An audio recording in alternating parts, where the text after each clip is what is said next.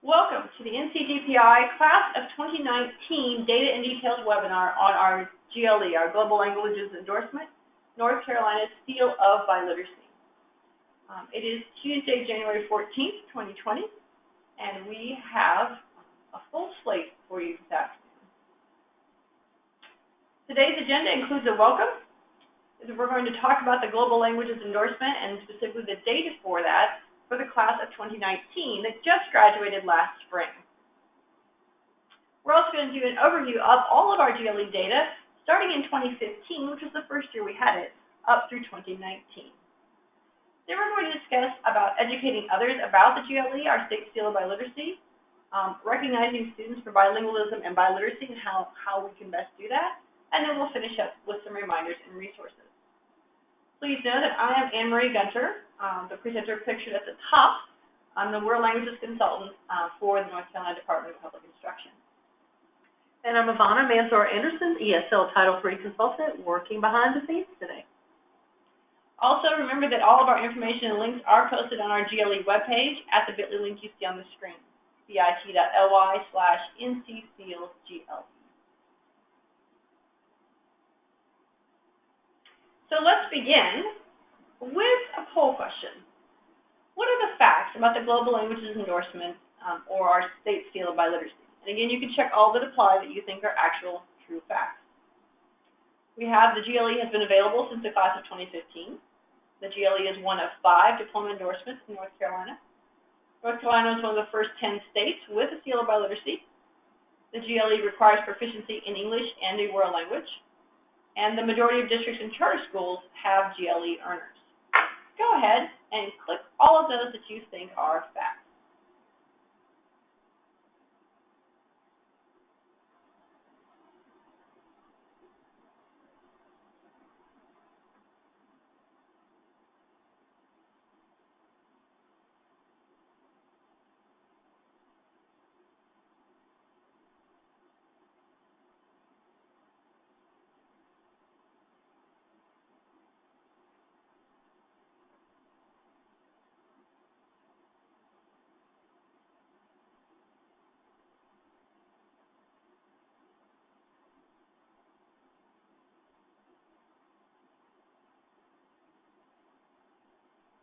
All right, go ahead and make your final decisions on which of these are facts.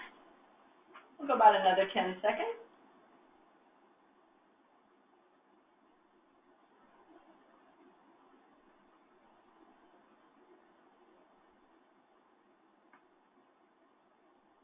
All right, thank you. I'm going to go ahead and close that out and show you the results.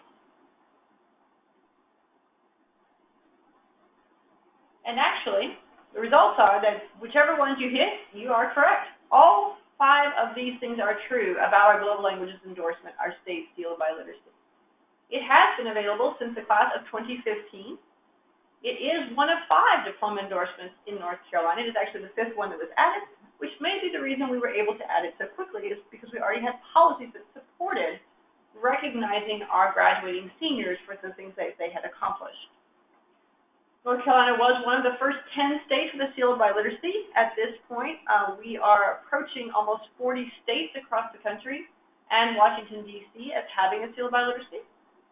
Our GLE does require proficiency in both English and a world language.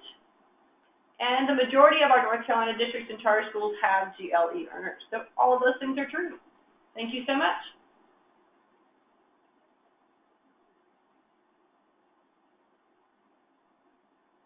What you see on the screen now is the original brochure we had for our GLE and some facts about it. As we said, it was approved by our State Board of Education and available beginning with the class of 2015. Most of them are probably through college at this point, which should give every one of us pause for a moment. The GLE is one of 5 high school diploma endorsements a student can earn as outlined in SBE or State Board of Education policy that you see there, grad-007, if you want the specific details about this one or the other 4.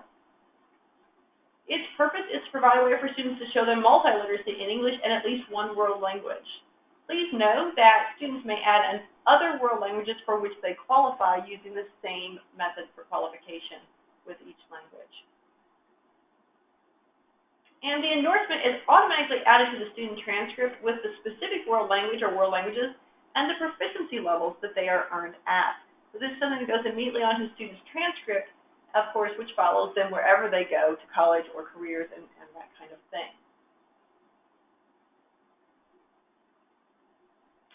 So let's get into our GLE data for the class of 2019, our most recent graduates.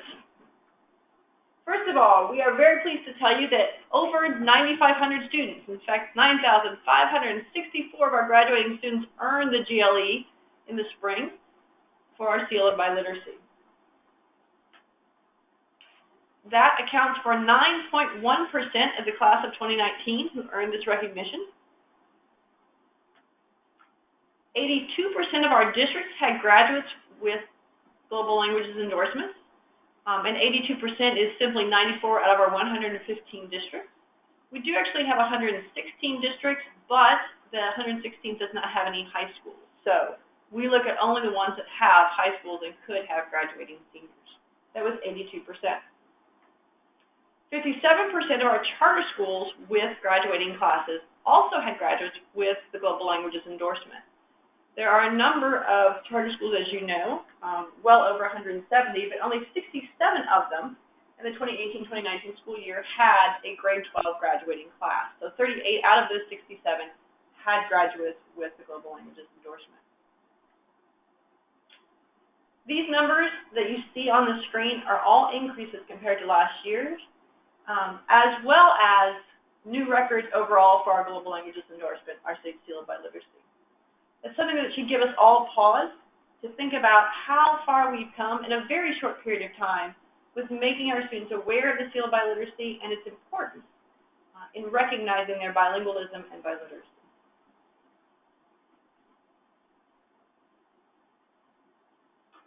We also wanted to share with you that each year we receive data from PowerSchool about the Global Languages endorsements that have been earned. And each year, our data has gotten considerably more detailed, which has helped us really understand what languages students are earning the GLE in, where they're located, which districts, which charter schools, which regions of the state, and so forth. It's also given us a look at things like which of the world language options are being used to earn the GLE. We'll talk a little bit about the ways that you qualify in both English and a world language in a moment here, but in general, for qualifying in a world language, you have 3 different options as a student. The most common one is course completion, where you're completing a level 4 or higher course with the required GPA or higher. And that could be any level 4, Spanish 4, Chinese 4, ASL 4, that kind of thing, or a higher course. And we have courses that go up through level 6 or level 8, depending on the language.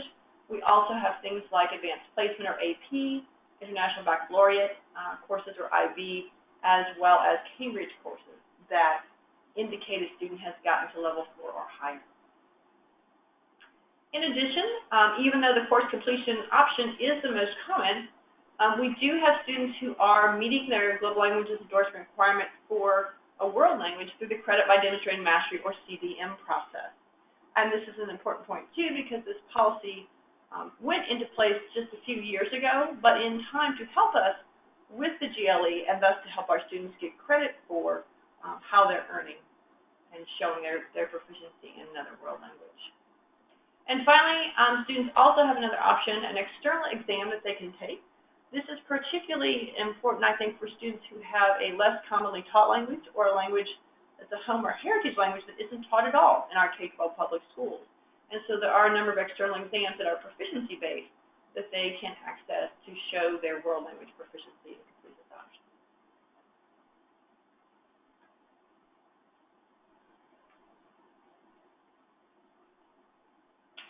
Also, we are now able to pull from our GLE data information about the specific languages that are recognized each year that students qualify in. And so, as you know, the GLE is earned in over a dozen languages every single year, but we like to see how that changes over time. So, we wanted to share with you the top 10 GLE world language lists for the class of 2019. These are going to be presented in order by the number of GLE earners who had this particular language, but please know this goes well beyond 10. Upwards of 15 or even more.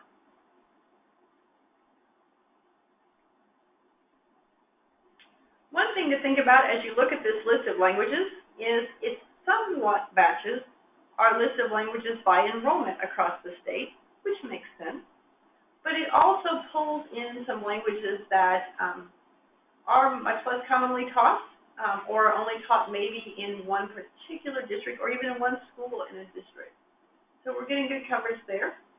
You can see that we run the gamut: Spanish, French, Latin, Chinese, German, Japanese, ASL, Hebrew, Russian, and Arabic. That's just our top 10.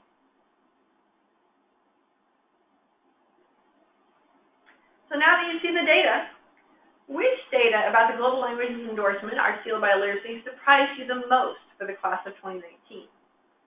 And this is one where we ask you to choose just one. We want you to pick the one that surprised you the most. Was it the fact that over 9,500 graduates earned the GLE in the class of 2015? Was it the number of districts and charters with GLE earners? Was it the fact that NC has increases in all areas of the GLE? Was it the top 10 list of GLE languages for the class of 2019? Or do you want to pick the option of, I can't pick just one, there were several? Go ahead and tell us which one was the most surprising to you.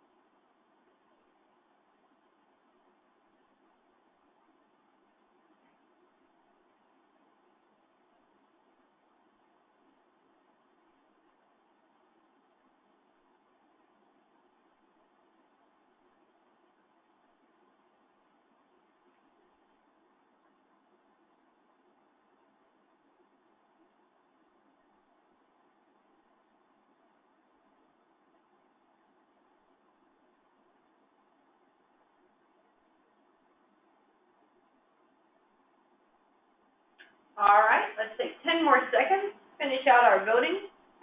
Do make sure you're actively participating. That's one of the things the GoTo system looks for in sending you your certificate and email receipt.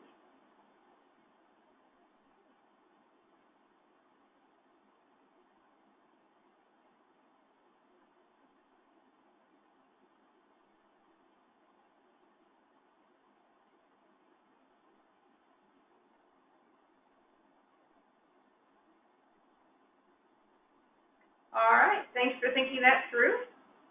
We're going to go ahead and close it out and share the results with you.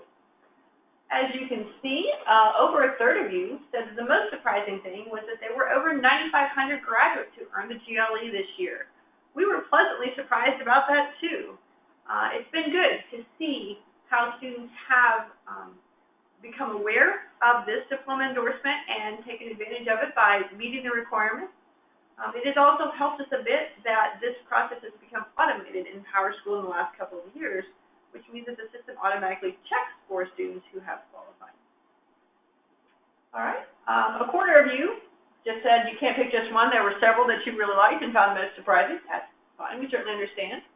15% of you are tied on the fact that that there were increases in all areas for GLEs, as well as some surprise at the top 10 list of GLE languages. And about 10% said that you were surprised by the number of districts and charters with GLE earners. Great. Thank you so much for thinking about that.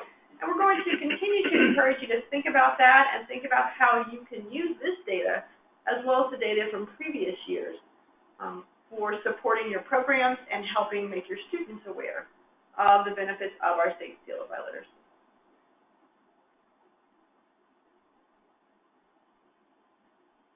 All right, so now that we talked about the class of 2019, let's talk a little bit about our history and where we've been so that you have a little more context for our current data.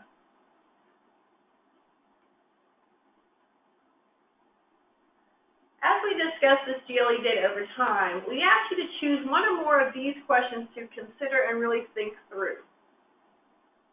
You can choose, how are my students represented in this data? And my students could be the students in your classes if you're a classroom teacher of any language. It could be the students in your school if you're a department head or something like that, or the students in your district or charter school if you're an administrator in a more centralized way. Also, if you're a parent and you have a student here, you could think about that from a parent perspective. Another question you could choose is, where is my district or charter school in this data? We are very well aware that many districts and charter schools are a bit competitive with each other, and they want to know how they do on certain measures, including the GLE. So you might want to consider what we're about to talk about from that perspective. Or you might want to consider the question like, which data is most important for me to research for my district or charter school? There is a lot of data that we have collected over time, and you might want to ponder which is the most important piece for you to think about and really consider for your organization, whether it's a district or charter school. Some examples might be the number of GLEs earned over time, the list of languages for each district and charter school, the changes from year to year in that data and what might explain that. So there are lots of other things you can consider too, but we want you to pick one of these questions to start out with. If you can't pick just one, pick a primary one and then think about the others as well.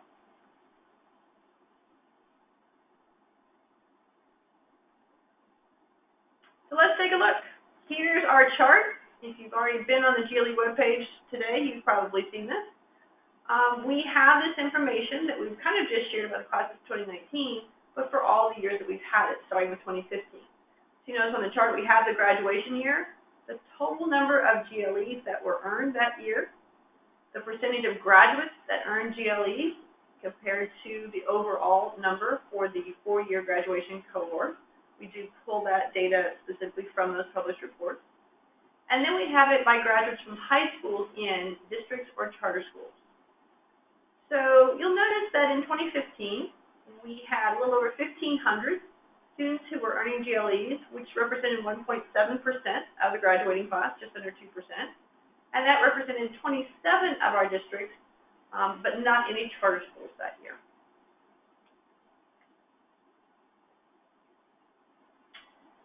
In 2016, things got a little better. We had over 2,400 students, 2.5% of the graduating class, 27 districts, and one charter school, although not the same 27 districts. Some repeated, some did not. In 2017, our numbers actually went down. We had just under 1,000 students with GLEs, which is 1.0% of our graduating class, in 15 districts. So the reason that 2015 through 2017 is in gold is because those were the years in which the Global Languages Endorsement was available, but had to be manually entered into PowerSchool. We suspected for a long time that once we got automated in PowerSchool, so that PowerSchool would run a program and look for students who qualify, we would have many more students earning a GLE.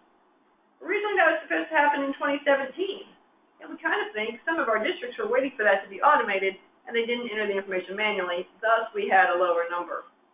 Because then in 2018, when it was automated, we finally saw the results that we knew were there all along, given what we understood from enrollment numbers, teachers, and other recognitions that programs get and students get for the work that they do in learning another language as well as learning English.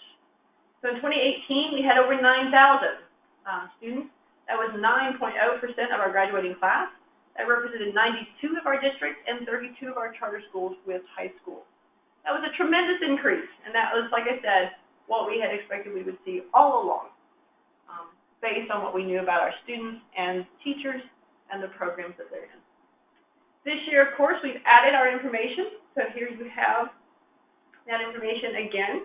We have 9,564 students who earned a GLE in the class of 2019. That was 9.1% of the graduating class, so an increase of 0.1. But it was also 94 of our 115 districts, or 82%, and 38 of our 67 charter schools that have a grade 12 graduating class, or 57%. That's a lot to take in. So again, think about the question you're working on and what you can glean from this particular chart that we use quite regularly to help educate people about the accomplishments with our global languages endorsement.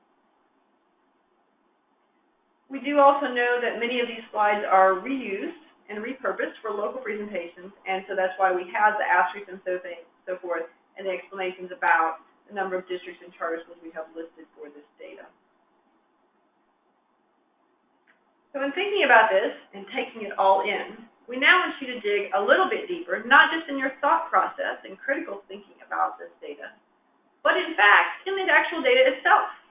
This is a screenshot from our GLE webpage, which is at bit.ly/ncsealgle, like you see on the screen. And one thing we like to do is to empower you by giving you information that you can work with and determine how best to use it. And so you see here a repeat of our slide as a nice visual. Information about the dozens of languages that the GLE has been earned in so far. And then the details for each graduating class, 2015 through 2019. You can click on a spreadsheet, either the one for charter schools or the one for districts, and you'll be able to see the number of GLE earners in your organization by graduating class, as well as a list of languages that your organization has awarded GLEs in to date.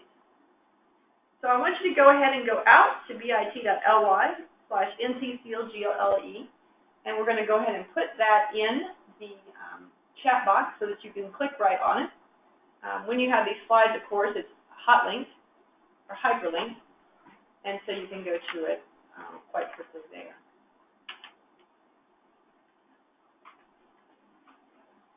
Do remember that bit.ly links or shortened URLs like this are in fact case sensitive, so you do need to capitalize NC and GLE on that. I'm going to go ahead and click out to it so we can look together on this.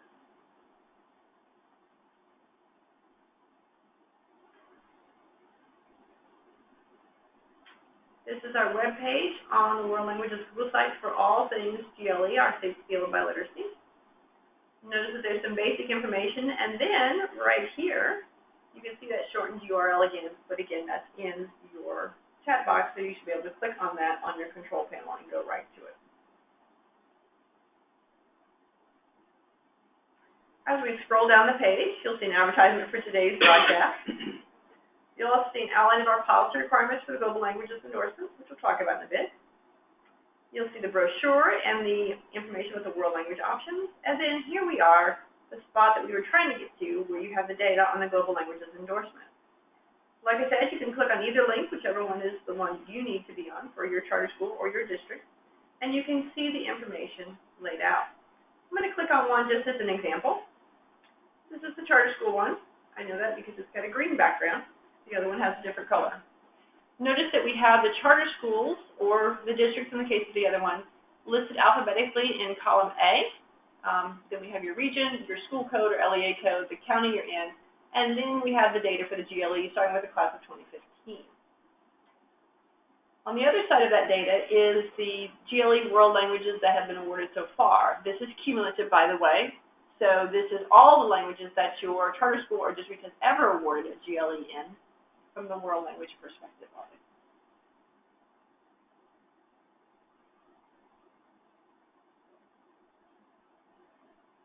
What I'd like for you to do, like I said, is open up one of those spreadsheets. They are Google spreadsheets. They are view only. And you see a note there at the bottom that says, feel free to download a copy of the view only spreadsheet for your own analysis. You can do that today or just work with the view only. It's totally up to you.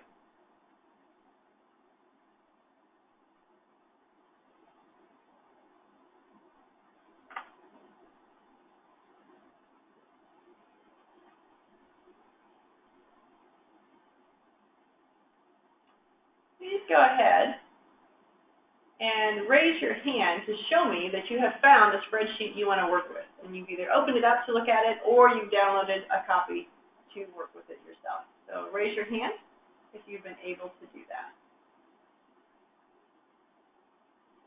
Okay. All right, it looks like everybody's finding that. Good deal. I'm going to give you a moment to look over that data. And notice, by the way, that information is emphasized there.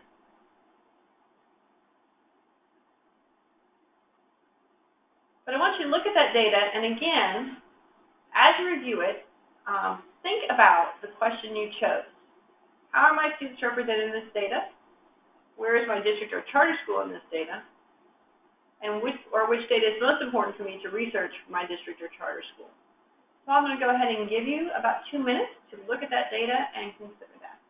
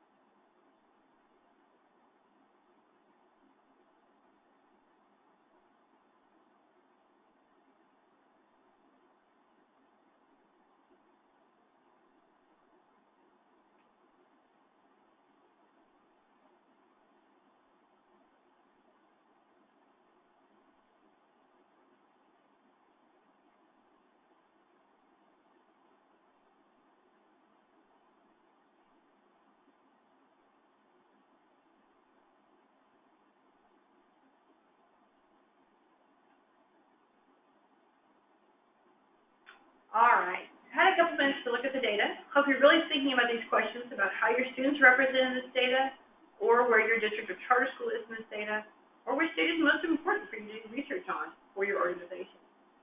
We have had a couple of questions come up. Christy wants to know, what does others represent in the languages listed? So let's go back and take a look at that.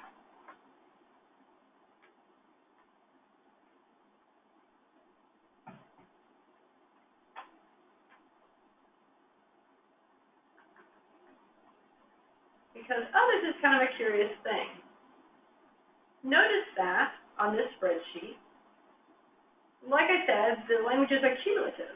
And when you have other or others, that means that PowerSchool has told us there's a language other than the ones it currently lists that a GLE has been earned in. So that could be a language that is someone's home or heritage language. For example, in the past, we've had students earn the GLE in Persian and Swahili, which are definitely languages that are not taught in K-12 schools, but in fact, you can earn the GLE in any world language just by meeting the requirements for that language. And so in other means, there is another language that's been awarded through the GLE, but we don't know which one it is yet because PowerSchool's data wasn't that clear. And that may be because that information needs to be entered manually, because that is a detail that does have to be added on. Or it may be because they have used something like the other foreign language or other classical language course code that goes with it. So then course completion with that, there's some extra steps you have to take to indicate that. What we do in that case of others is we usually go back to the district or charter school and ask them, which language it was that was represented that way, and, how many students they had. If you see it in plural others, that means that, in fact, there were multiple ones in that particular case. And so that's one of the things we're still researching. Also, someone else wants to know, are the languages listed cumulative over the years or just what was reported in 2019? They are cumulative over the years starting in 2015 and going through 2019. The first year which we had language data that we could discern from what we were given from PowerSchool was, I believe, 2017. So I suppose we should say the cumulative from 2017 through 2019, technically speaking. But we feel pretty confident that the languages we see reflected there are, in fact, the ones that most districts and charter schools have been awarding GLEs in for some time. But it is cumulative over time.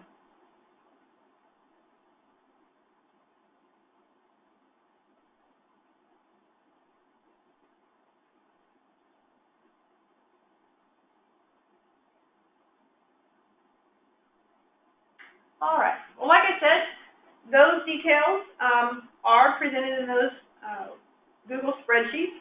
One benefit of Google spreadsheets is that when there's an update, so for example, if we do figure out what some of those other languages are in that column, we can go in and add that information immediately once we verify it. So if you're looking for that, be aware that those things may change a little bit. And we plan on using these same spreadsheets as we move forward in the subsequent years. So the class of 2020 data will be posted there when it's available, and so on.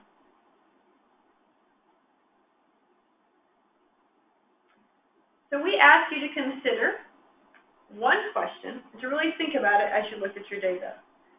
And it's always good to think about what the data can tell us and what story you want to tell with that data to support your students in what they've accomplished with the Global Languages Endorsement. So let's talk about your initial reaction to that data. What was your reaction to viewing your district or charter school's GLE data? And this, again, is one you can choose all that apply. Is it that it was mostly what you expected to see in the data? Is it that there were some surprises for you in that data? Is it that you're going to explore further to see how your organization compares to others? Is it there's information you need to share soon from this data? Or do you want to say, you know what, it's only Tuesday, I'm going to think about this data for a few days before I decide? Please go ahead and let us know what your reaction was to viewing your district or charter school's GLE data.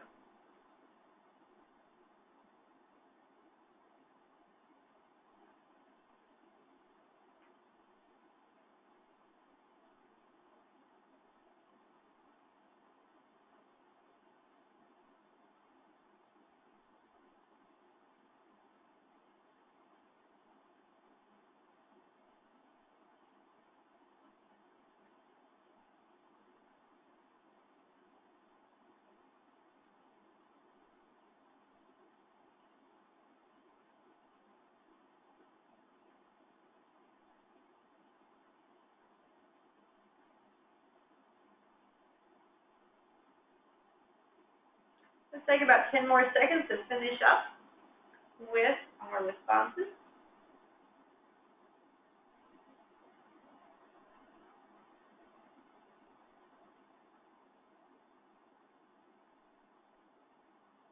All right, thank you for that. I'm going to go ahead and close out and display the results.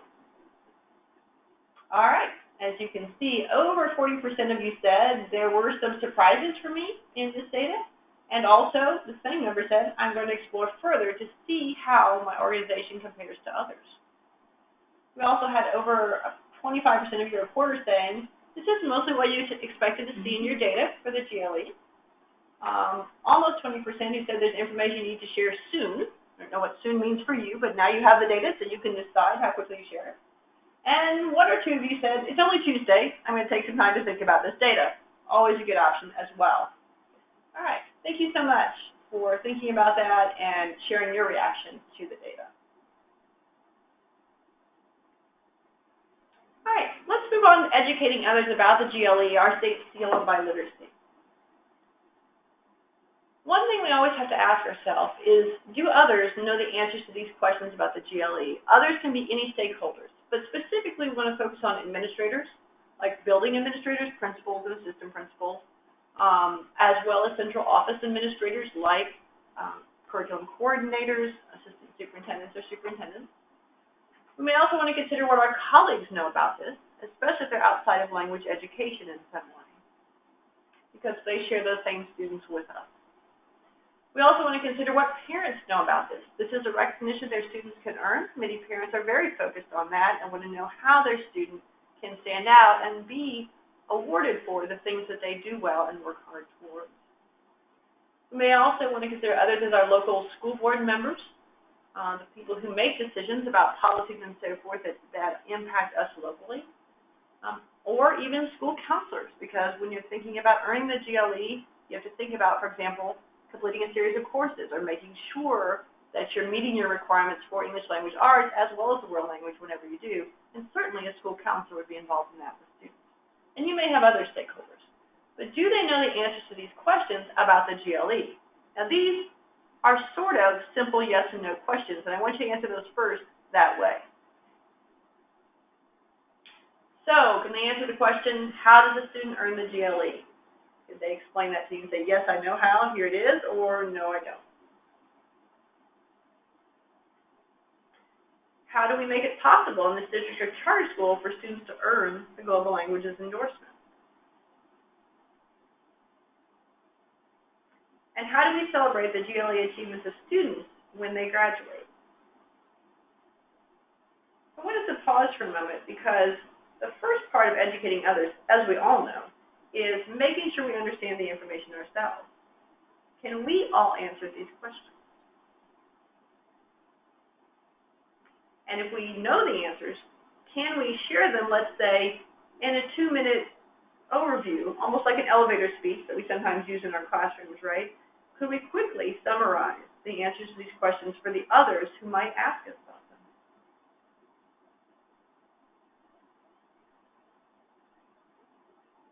Just in case you're searching for answers, or perhaps slides that can help you explain this to others in presentations, we have linked up some things here to make sure you have those resources at your fingertips.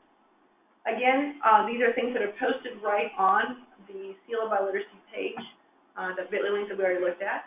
But, of course, when you ask, how does a student earn the GLE? The answer is by meeting the requirements for English language arts and world languages. For English language arts, the requirement is that students earn an unweighted 2.5 GPA or higher in the required 4 English classes that they take.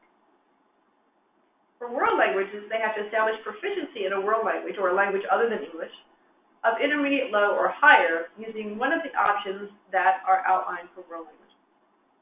That's how they do it. On the far right-hand side, we also have a requirement for students who are language learners in high school. Those students also have to complete the ELA and world language requirements that you see to the left, and then also reach developing, or what's called level 3 proficiency, per the proficiency scale in all 4 domains on the most recent state-identified English language proficiency test, which is the access test currently. So that's the basic answer to how does a student earn a GLE.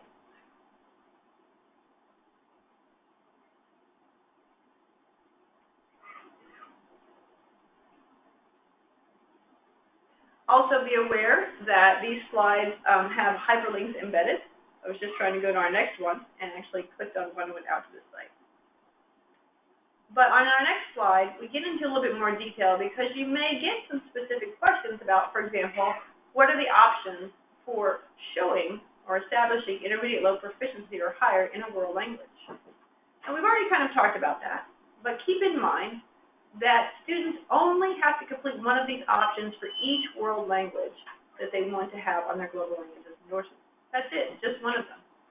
We've already talked about how completing 4 levels of the same language with an unweighted 2.5 GPA or higher is the most common one. And obviously, it's the one that's most similar to the English Language Arts or ELA requirement as well. We have a broad range of courses that can be offered at level 4 or higher in almost any language.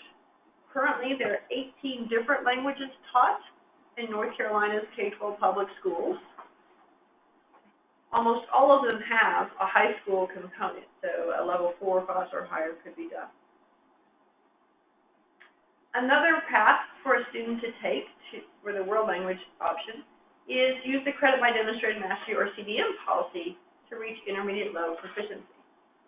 As you might be guessing, intermediate low proficiency is where you are basically as a student when you complete a level 4 or higher course. And so students can use that CDM process to earn credit in a class without actually taking the class. This is very good for our home language or heritage language speakers of a language that is taught. We know, of course, that students can take a language that they do speak at home to complete their requirements for the Global Languages Endorsement or to earn credit or anything like that. We know they need to be placed appropriately. And so the CDM process allows them a way to show their proficiency, even in a lower level course, let's say a level 1, level 2, or level 3 course, and earn credit, as well as work towards completing the requirements for the GLE. We also know just by anecdotal feedback that the CDM policy has really helped our students who come from heritage backgrounds where a less commonly taught language like Persian or Swahili or Hungarian or Czechoslovakian is spoken, so that they can get credit for the language they know, the language they have proficiency in, and ultimately work towards using that credit to earn their GLE. And finally, one other option for students to take is to take an external exam that's on our NCDPI-approved external list of exams that are proficiency-based and achieve a minimum language proficiency score of intermediate low or higher. And so if you go out to that list, you'll quickly see the information is linked up so that if you take one of those exams, the score you get back equates to a proficiency level starting with intermediate low or higher so that that can be documented. Obviously, when this is put in PowerSchool, completing the 4 levels of the same language is already something that's programmed in that PowerSchool will automatically look for. If you do the CDM process or take an external exam, there are some details that have to be added into PowerSchool in order for the data to go all the way through. Many of you who do the CDM process are probably already very familiar with that. So that information has to be added. So let's take a look at this. So there is a question. If the student scores intermediate low or higher via stamp and earns the GLE in grade 9, do they still need to take 2 levels in the same language for UNC admissions requirements?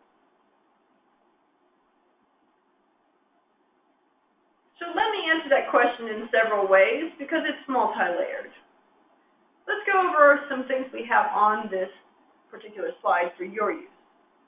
I've told you before that completing 4 levels of the same language with an unweighted GPA of 2.5 or higher is the most common option chosen for students. And when a student uses this route, they always get intermediate low on their transcript for their GLE language here. Now, it's important to know to some degree for this question, because someone said, well, you know, what if in 9th grade they can already show intermediate low proficiency? What I would assume then, having taught 9th graders a number of years, is that that student has had some kind of previous language experience. So keep in mind that the 4 levels of the same language is any high school credit course, and we know in North Carolina, high school credit courses can be taught in a middle school starting in 6th grade. So any high school credit course you're taking, either by taking as you usually would in a class or doing through the CDM policy, counts towards these 4 levels of the same language.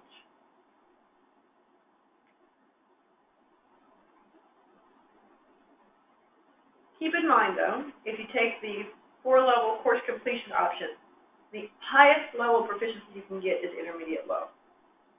Now, one nice thing about the PowerSchool programming for the GLE is that it looks for how a student qualifies, and it looks for the highest level of qualification that a student has. So, let's say we move to the external exam, which you were asking about. If a student takes an external exam on that list of approved exams that are proficiency-based and achieves a minimum of intermediate low, then they've met the requirements for the GLE. Also notice that when you go to that list, you'll see those scores from each exam, and you know the person who asked the question mentioned one. There's stamp test, there's apple test, there's a variety of tests depending on which languages you want and how you want to access the test, right? If you get a score that is higher than intermediate low by virtue of an external exam, actually what appears on your transcript for your GLE is that proficiency level, which may be higher than intermediate low. So if you have a student who's doing really well, let's say your 9th grader who takes the stamp test, whatever score they receive will be the one on their transcript with the intermediate low. Now, getting back to the other question, does that complete the requirements for the UNC minimum admissions, which means that you have taken 2 levels of the same language or more? I don't know, because it would have to be looked at on each individual transcript.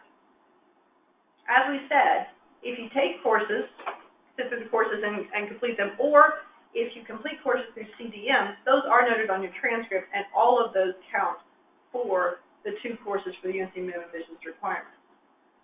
If you only take an external exam and you only have that on your transcript, my guess is your school counselor would be working with that individual student to make sure that they get documented on that transcript what language background the student has, for example, through the CDM process or something like that.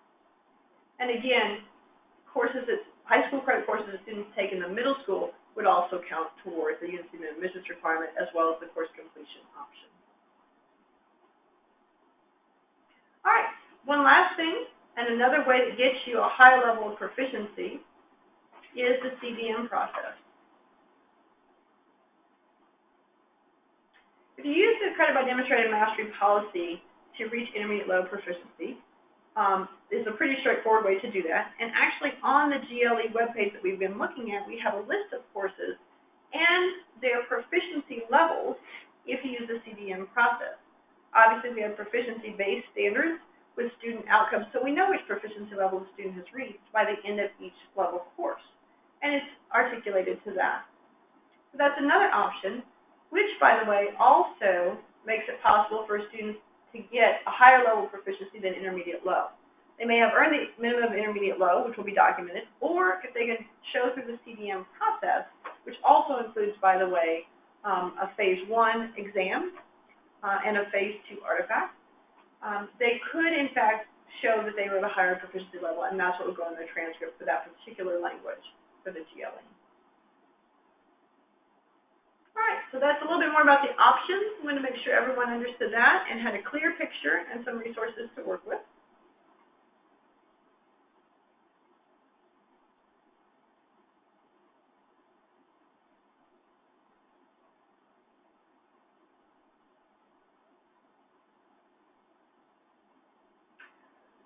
Another thing I wanted to share with you about educating others about the GLE is that recently we had North Carolina teachers who attended a fall conference, either the FLANC conference, the Foreign Language Association North Carolina conference that you see on the left there, that was in October in Winston-Salem, or the ACTFL conference, the American Council on the Teaching of Foreign Languages National Conference, which is our sort of national equivalent of FLANC, in Washington, D.C. in November.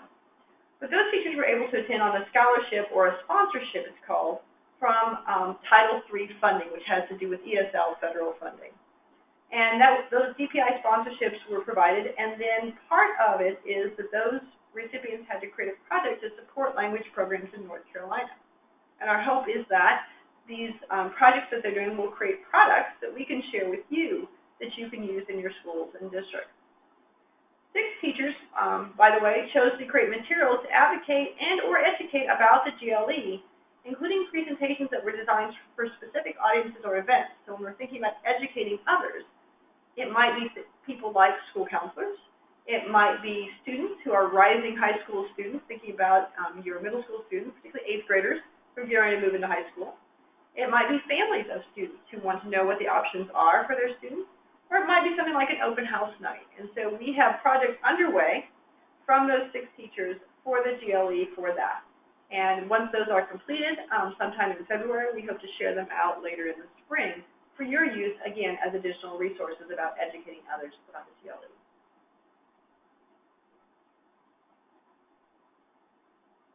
So let's talk about this for a minute. One of our questions was, how do we celebrate the GLE achievements of students when they graduate? Now, we know that the GLE information is on a student's transcript. So that's what the little paper with the gold star is. That's the transcript. It always goes there. And the symbol you see, the seal of biliteracy that we actually have, that diploma endorsement, is actually a sticker that goes right on a student's diploma. The NCDPI Publications Group has seals for all of our diploma endorsements. They can be purchased, or districts or charter schools can print their own using the diploma seal specifications. And all the links you see here are also in the notes for you to use. So that's one way to celebrate that. But you know, That's a pretty standard way. That happens with every student. They get it on their transcript and they can have a seal on their diploma. The more important question for us as educators is, how do we do that locally? So districts and schools are always encouraged to celebrate students' accomplishments with various recognitions. They might do recognitions as part of, let's say, the graduation ceremony or the program. Think about how you note, for example, students who are graduating with certain distinctions. You could have a notation next to their name on the graduation program, or you could do some sort of recognition at the graduation ceremony, where all students could stand up, for example, who've earned this diploma endorsement, and of course the others as well. We want to celebrate all of our students' accomplishments. You might also have an awards night where students are recognized for their Seal of Biliteracy work. We mentioned earlier about, what if a student qualifies for a Seal of Biliteracy early? We actually see that data in the PowerSchool information we get, and then it's boiled down to how many of the graduating seniors actually earn the GLE for the class, for a particular class. But what we know is there are a lot of students who are qualifying before they reach grade 12 for that, and that might be also something to include in an awards night. Maybe that's not your seniors recognized, but in fact, students who have already earned it, who might be freshmen, sophomores, or juniors in high school. There are a number of schools that also have what we call senior showcase programs, a night just for seniors and their families to learn about who got scholarships, where they're going to post-secondary studies, maybe other recognitions they've earned, and the Global Languages Endorsement could be included in that. And there might be other things that you do in your district or school to celebrate students' accomplishments that you could have a celebration of the Global Languages Endorsement, our state seal by literacy. You just have to think about what's the best way within your local community to do that. Because some of the examples we have there, you maybe already have, and maybe you don't have those. Could you start those, or do you have other ways that you could showcase your students who are earning the seal of biliteracy and being recognized for their bilingualism and biliteracy?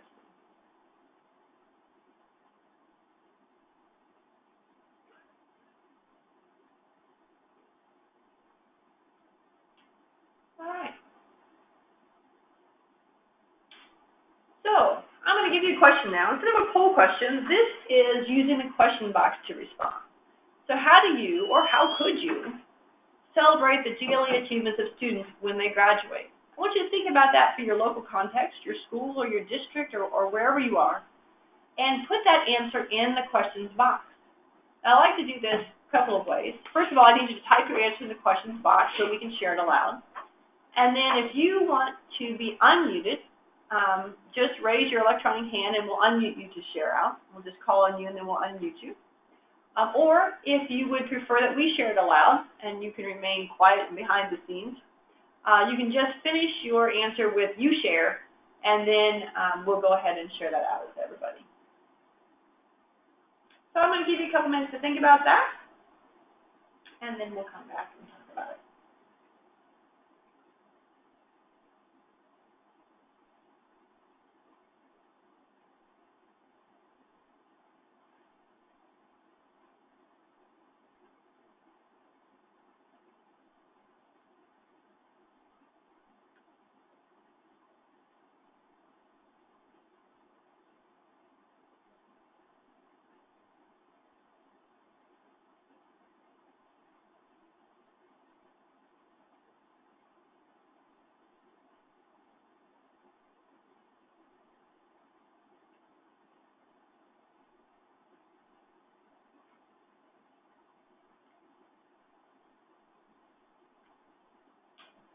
We're seeing a number of answers here, and I'm noticing our time, so we'll share quickly so that we can wrap up. We do understand if you have to take your leave this afternoon, but we want to make sure we get to everyone. So we'll continue broadcasting, and if you need to, you can come back and listen to our recording. We have a couple people mentioning heritage schools or weekend schools. We got a shout out from the Czech and Slovak schools. Because, again, it is important that we all know that students can qualify for whatever language, just using the options that are available to them. And so many of our home and heritage languages, which are not yet taught in our K-12 schools, can still be recognized as the GLE for those students who have proficiency in them. And so many times we have districts and charter schools who partner with the heritage schools in their communities to make that possible. And so we encourage that, of course, and we hope to see a number of languages added to the list as time goes on with that.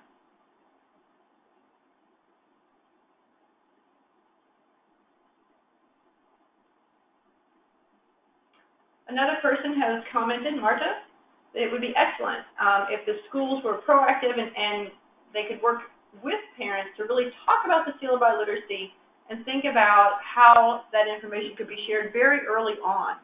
We mentioned things like, scheduling nights for students who are rising ninth graders, or when you meet with students on a regular basis sometimes through the school counseling work, to talk about what your options will be like in high school.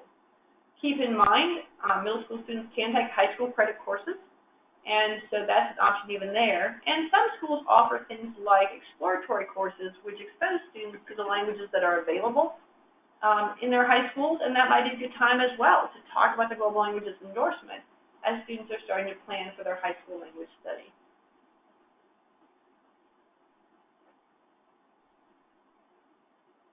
Elena has said that she'd actually presented the GLE opportunity to parents of 5th and 6th graders.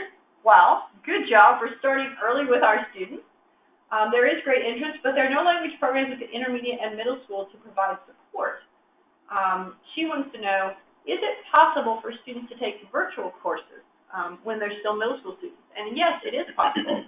The North Carolina Virtual Public School, or NCVPS, does follow our state policy of allowing middle school students to enroll in high school credit courses. And that, by the way, is available not just in world languages, but in many subject areas.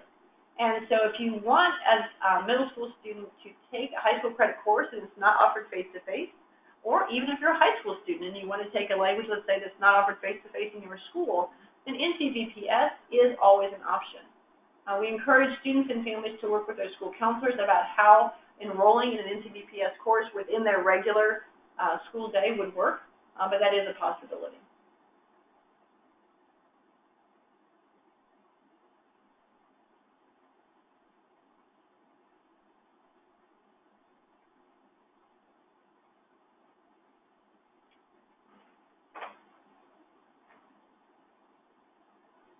We have several people recommending some things that they would do to make sure students were recognized for this.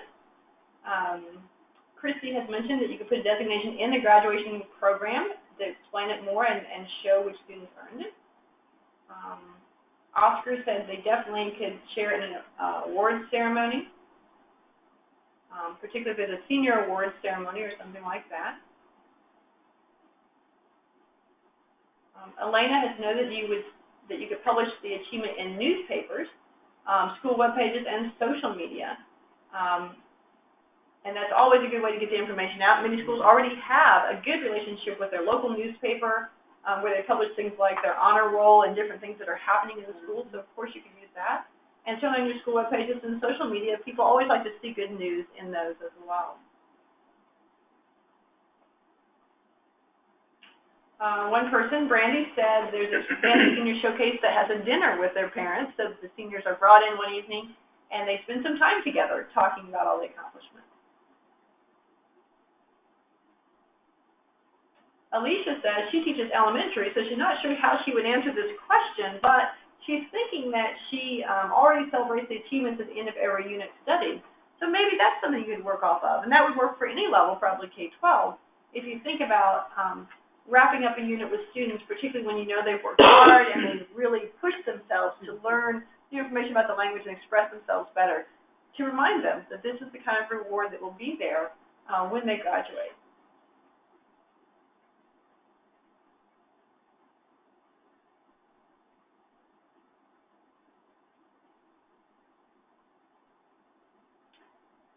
We have a couple of questions about if university language programs will become more active in promoting the Global Languages Endorsement. And in fact, we have asked several of our higher education partners to go back to their campuses and ask about how students might receive, let's say, even college credit for the GLE that they have on their transcripts when they arrive on campus. We already know that students who take, for example, advanced placement world language exams have a way to earn college credit on different campuses. And so we're hoping to link that in and see what could be possible on our North Carolina university campuses.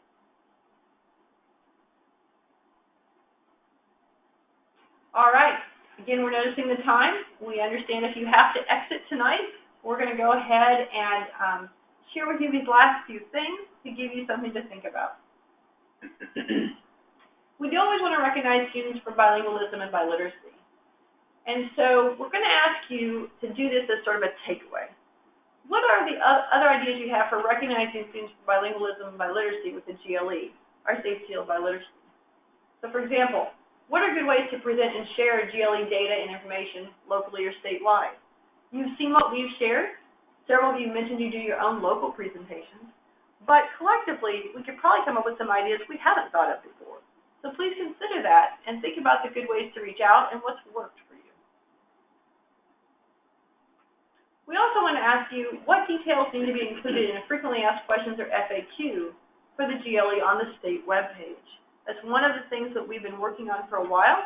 We're getting ready to release it, and we think we have a pretty good list of questions that people ask about the GLE. Some obvious questions maybe for us who are very familiar with it, but some not so obvious, and some very detailed things that are specific to only a few situations, let's say.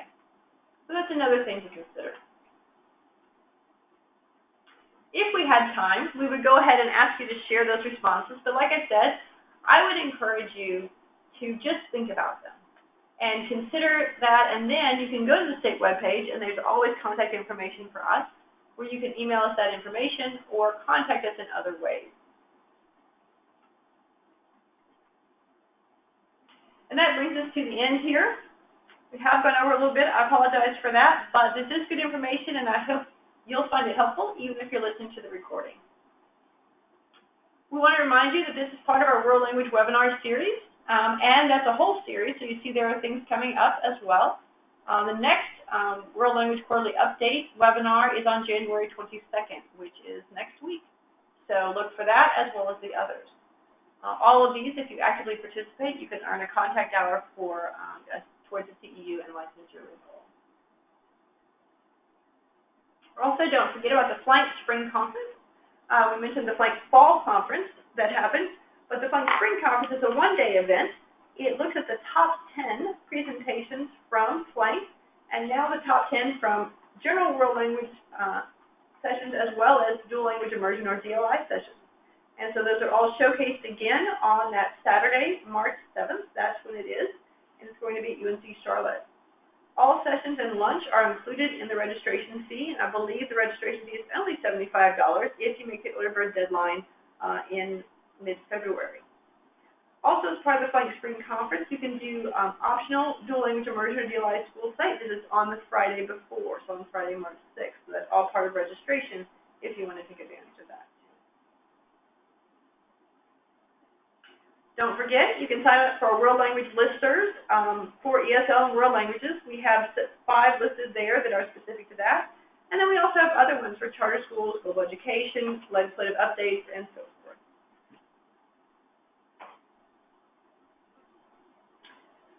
We also want you to know where to find this information. So the GLE, our Global Languages Endorsement, is the global education recognition for students. You may have seen our new NC-DPI website at www.dpi.nc.gov. Information about the global education recognitions is with all the global education information. You see there that you can go under the districts and schools tab, and then piece down through classroom resources, K-12 standards, curriculum instruction, programs and initiatives, global education, and global education recognitions to get more information. The easiest thing to know, though, is that links right back to our webpage, which is at bit.ly/NCSealGLE. And so the DPI website about student recognition goes right back to this webpage. You saw as well there were other global education recognitions for educators, for schools, and for districts. So we encourage you to check out all of that information and be well informed about the possibilities for everyone and everything when it comes to schools and districts and being recognized for their work in global education. Thank you so much for joining us today. We've enjoyed talking with you. We hope you've learned something that you can take away.